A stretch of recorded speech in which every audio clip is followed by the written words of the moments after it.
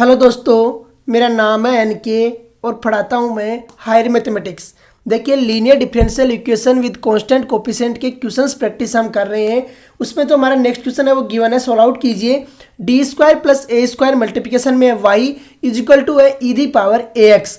देखिए, जब भी ऐसा क्वेश्चन दिया हुआ रहता है, आरएचएस में पार्ट गिवन है, तो हमें पीआई भी फाइंड आउट करना है और सीएफ भी फाइंड आउट करना है। सीएफ और पीआई दोनों फाइंड आउट करने के तरीके जब मैं कॉन्सेप्ट पढ़ा रहा था तो वहां पर बता दिया है। सीएफ होता है कॉम्प्लीमेंट्री फैक्टर और पीआई होता है पर्टिकुलर इंटीग्रल। तो देखिए, क्वेश्चंस को कैसे सॉल्व आउट करना है और किस तरीके से आंसर फाइंड आउट करना है। सॉल्यूशन जो लैंग्वेज है वो पर्टिकुलर आपको लिखते हुए चलना है। तो देखिए solution,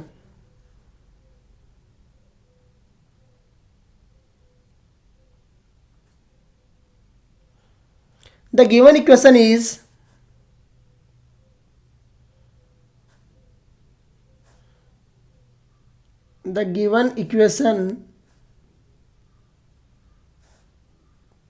the given equation is given equation क्या है? D square plus A square multiplication में वाई, तो D square plus A square multiplication में वाई इज इक्वल टू है ई the power A X. Equal to में क्या है? ई दी पावर ए एक्स है। नाउ अब देखिए, ये जो गिवन इक्वेशन आपको है, now auxiliary equation is given by, now auxiliary equation को शॉर्ट में लिखते हैं A. Now auxiliary equation is given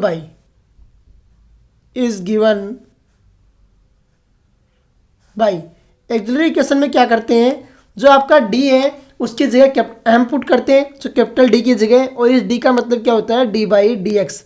differentiation है एक्स के रेस्पेक्ट में, तो डी, इस कैपिटल डी को एम पुट करेंगे तो क्या आ जाएगा आपका? M square plus A square equal to zero.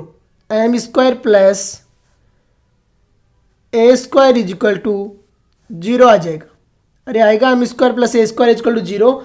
यहाँ से एम की दो वैल्यू आएगी हमारे पास में, क्या आएगी वो देखना है हमें। एम इक्वल टू आएगा प्लस माइनस ए आयोटा। क्या आएगा? प्लस माइनस ए आयोटा, क्योंकि एम स्क्वायर इक्वल टू होगा माइनस के ए स्क्वायर, और जब एम इक्वल टू करोगे तो अंडर रूट माइनस ए स्क्वायर आएगा, और जो बाहर निकल के आएगा प्लस माइनस ए आयोटा। अब देखिए, आपने पढ़ा है कि जब जो कॉन्जुगेट रूट रहते हैं तो सी एफ क्या रहता है? Now C F equal to, C F is equal to complementary factor equal to, जब कॉम्प्लेक्स रूट रहता है तो क्या रहता है? ई दी पावर अल्फा एक्स, तो e the power zero x हो जाएगी, क्योंकि alpha plus minus iota beta होता है। यहाँ पर अल्फा की वैल्यू जीरो है, तो e the power zero x हो गई। सी वन कोस बीटा एक्स, तो सी वन कोस बीटा एक्स होता है। Alpha plus minus iota beta से कंपेयर कराते हैं तो सी वन कोस ए एक्स आ गया, plus C two sine A X आ गया, plus C two sine A X आ जाएगा। अरे आएगा नहीं आएगा?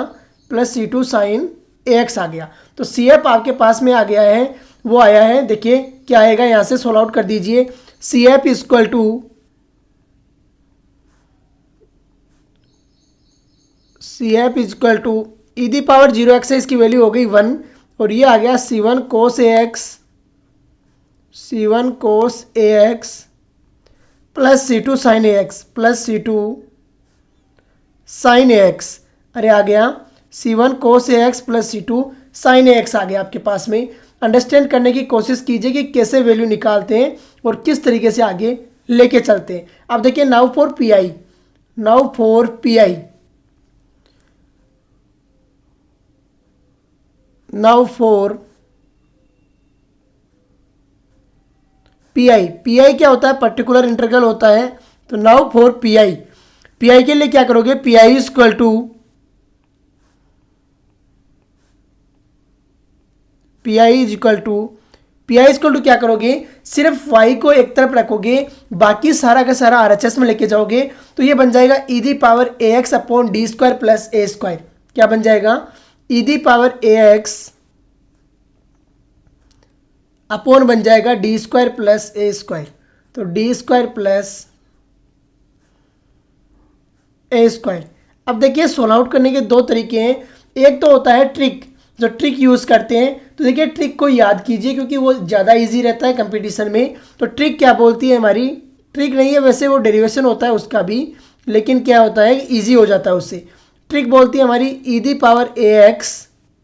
अपॉन है FD, अपॉन क्या है FD है। तो इसे हम लिखते हैं e⁴ अपॉन FA। क्या लिख सकते हैं, e⁴ अपॉन FA लिख सकते हैं। ऐसा हो जाएगा जब e⁴ अपॉन FD है तो इसको क्या लिखा जा सकता है, e⁴ अपॉन FA लिखा जा सकता है। देखिए इस तरीके से इसको आप कन्वर्ट कीजिए। जब इसको कन्वर्ट करेंगे तो देखिए क्या आता है, PI इज इक्वल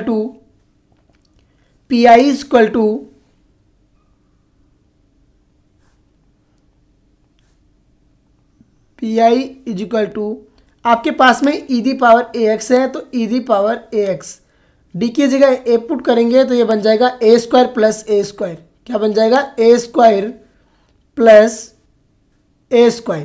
और PI हमारे पास में निकल के आएगा PI is equal to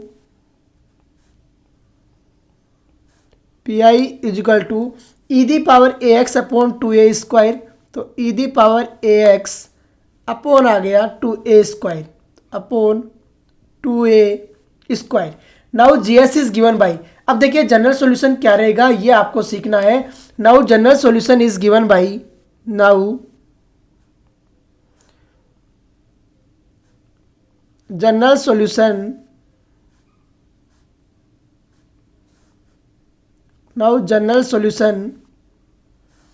is given by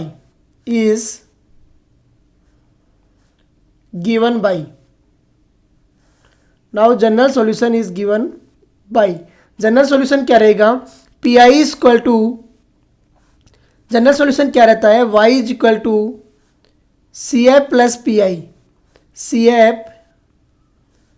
plus रहता है PI। दोनों को CF को और PI को ऐड कर दीजिए। तो देखिए जब CF और PI को ऐड करेंगे तो क्या आएगा हमारे पास, y is equal to, CF हमारा ऊपर आया है और वो आया है C1 cos AX plus C2 sin AX। तो लिख दीजिए C1 cos AX और प्लस आ गया C2 sin AX, plus C2 sin AX आ जाएगा और प्लस में आ जाएगा e⁴ अपॉन 2a²। तो e⁴ अपॉन 2a² आ जाएगा और यही रहेगा सॉल्यूशन। तो देखिए कैसे सोल्व आउट करते हैं और किस तरीके से वैल्यू को लेके चलते हैं, ये तरीका रहता है क्वेश्चन को सोल्व आउट करने का।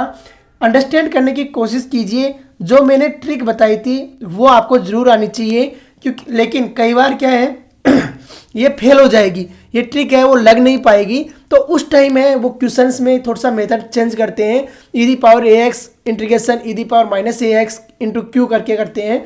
तो वो जब क्वेश्चन आएगा तो उससे और ज़्यादा अंडरस्टैंड हो जाएगा आपको। तो देखिए कैसे क्वेश्चन को सोल्व आउट करते हैं और किस तरीके से आंसर फाइंड आउट करते हैं। आपके यूनिवर्सिटी में जो बुक चलती है उसके क्वेश्चंस है वो ज़रूर मेरे को व्हाट्सएप पर शेयर कीजिए, जिससे आपकी बुक की सेपरेट प्लेलिस्ट क्रिएट हो जाएगी यूट्यूब पे। ठीक है, तो अंडरस्टैंड करने की कोशिश कीजिए, जितनी ज़्यादा हो सकता है क्वेश्चंस है वो शेयर कीजिए, जिससे क्या है क्वेश्चंस प्रैक्टिस से ज़्यादा होगी। तो आज का लेक्चर हम यहीं पे फिनिश करते हैं। जय हिंद, जय भारत।